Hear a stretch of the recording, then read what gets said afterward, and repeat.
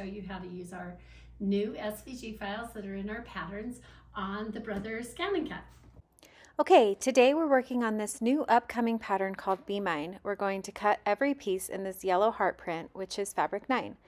You can scan this QR code with your phone, but today I'm just going to type this link into my internet browser.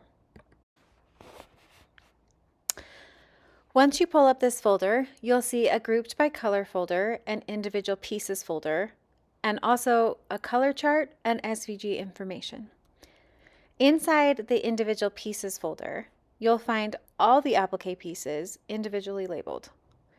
Inside the grouped by color folder, you'll find all the applique pieces you need for this quilt, but they're grouped together by fabric.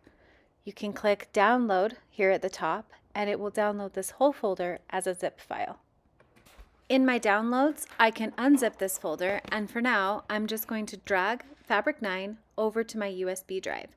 What's nice about the Brother Scan and Cut is that when I've moved my SVG files to the USB drive, there's no need to open or use Canvas, the Brother software. All the SVG files are placed so they fit within the mat side and placed for minimal fabric waste.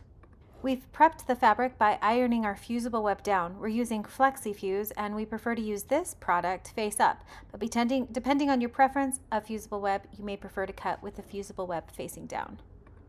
We have our USB drive plugged in, so we're going to retrieve the data, click the USB icon, and then click fabric 9.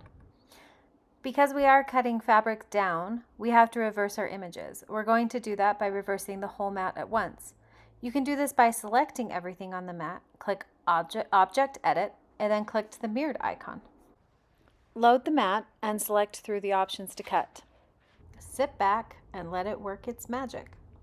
Once the Brother Scan and Cut is finished cutting, carefully remove the applique pieces from the mat, and now you're ready to press your applique into place. Thanks for watching. See you next time.